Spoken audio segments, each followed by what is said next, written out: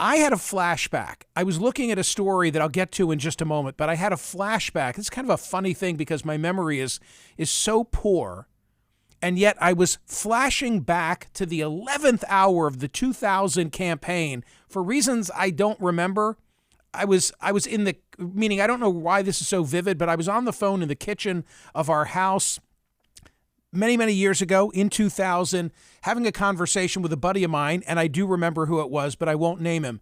It was the 11th hour of the 2000 campaign, so it's Bush v. Gore, and the story has just broken that George W. Bush, in fact, I have the headline. We can show it, Randy. Put up the Washington Post headline. November 2, it was a November 1 breaking story. November 2, 2000, Dan Balls, who's been a guest on this program many times, George W. Bush confirmed last night that he was arrested for driving under the influence of alcohol in Maine 24 years ago. Says he regretted the incident, learned his lesson. He spoke to reporters after Fox News reported on the incident, said that he'd been drinking beer in a bar Labor Day weekend in Kennebunkport, Maine, where his family had a summer home. He'd been pulled over by a police officer. He was 30 at the time. He pled guilty to a misdemeanor charge of driving under the influence, paid a $150 fine, and had his driving privileges suspended in Maine for 30 days, said he'd kept it under wraps for many, many years because he did not want his twin daughters, then 18, to know about it. And the conversation I was having with my buddy on the kitchen phone back in the day was one of, is he done? We knew it was a close election, Bush v. Gore, right? And what's going to happen? Is he going to survive this? Yeah.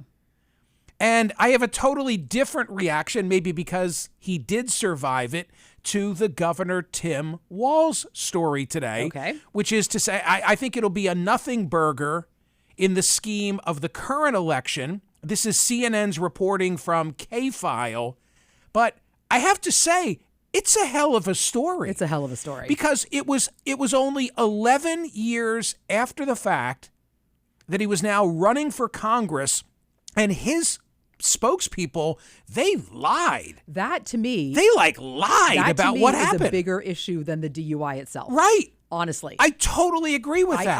And by the way, the circumstances around the DUI, thank God he didn't hurt anyone or himself. Holy smokes, 96 in a 55-mile-an-hour zone. 96.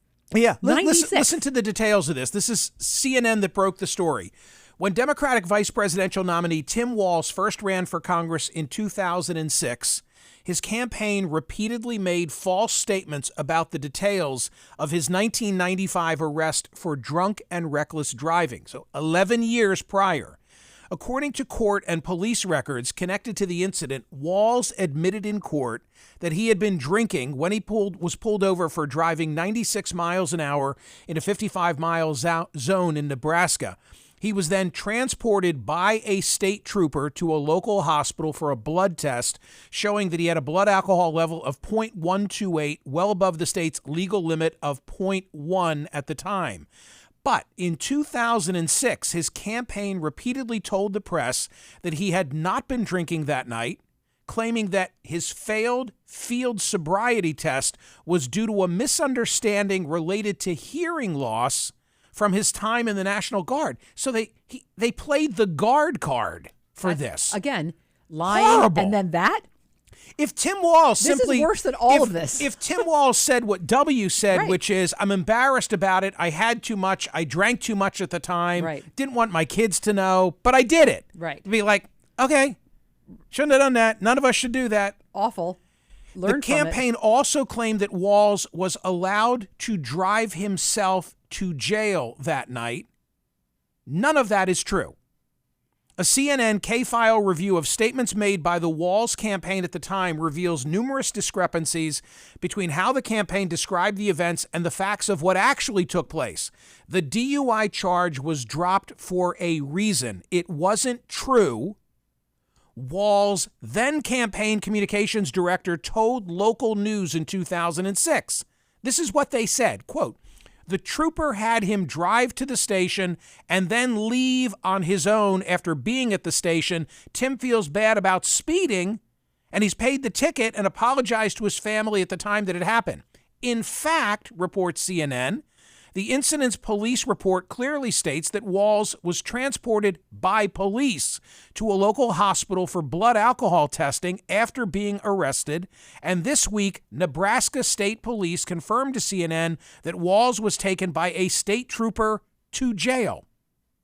So there's more to it, and apparently what brings this to light is that the Daily Beast this week published an interview with the state trooper who arrested Walz. He disputed claims that Walz had not been drinking and noted that sobriety test had nothing to do. The sobriety had nothing to do with hearing.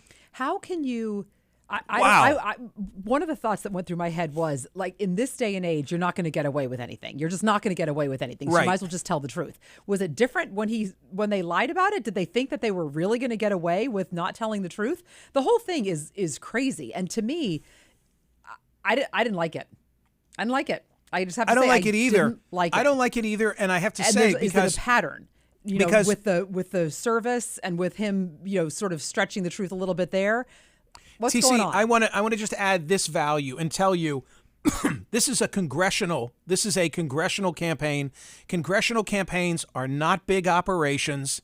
The number of paid staff on a congressional campaign in that era was probably 2. So did someone just make a call that was wrong? Well, no, what I'm telling you Telling is me more. he can't, there's no distance between Walz and the spokesperson. Oh, so no, I was thinking the opposite. I was thinking it was some yip-yo who was not qualified to make the right call and made the wrong call. No, I'm telling you, You're telling by me extension, differently. you can Okay. blame, in my opinion, you can blame Tim Walz for a blatant series of lies Then that's- about this episode. That's terrible. What did the what did the Harris campaign know of this? The Harris-Walz campaign declined to comment for this story. Right, but I'm asking about the I don't know. vetting process. I don't know. I mean, we talked a couple of days ago about what did the Biden campaign to know know. about Doug Emhoff? What did Kamala Harris know about Emhoff and the relationship that he had? Neither should have been a deal breaker. Don't misunderstand what I'm saying. No, I just want to know what they knew and Right. whether they. Yeah. Honestly, I swear with this vetting stuff, they should just say, Well- I chose Tim Walz as my VP candidate. And let me tell you, here are the 17 things that I have issues with, but we're okay with that. We just want you to know, here they are. He lied about this. He lied about that. He lied about this. He did this. He did that. And now we're good done. Well, I want to say Instead of one more letting thing it come about out it. every day. Earlier in the week, Glenn Kessler was my guest. He, the Washington Post fact checker. Yes. And we went through the different claims, the different allegations about Walz and military service. And I heard everything that Glenn had to say, took a lot of calls from individuals who have served their country. Where I came out, he spoke sloppily, the whole command sergeant business. He should have spoken with more precision. But in the end, I didn't think it was a big liability for Tim Walz. When I hear now that his campaign tried to say, no, it wasn't booze, it was a hearing issue related to his National Guard service, I don't like it. I think it's unseemly. It's like, hey, he serves his country. They played the guard card in this instance. One more thing, if I may. Randy, can you put back on the screen the mugshot? There we go. Okay. From the thumbnail. Okay, what do you think, TC? I It's a little unusual, isn't it? The hat and glasses combination.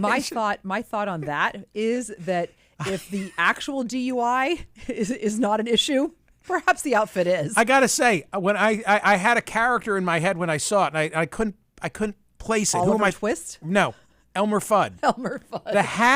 The hat is like an Elmer Fudd kind of thing going on there. Don't you think? I'm trying to see if he looks trashed. I can't tell. He looks more startled. He looks sober to me. Well, it's because he's got that hearing issue related to the National Guard. Right, exactly.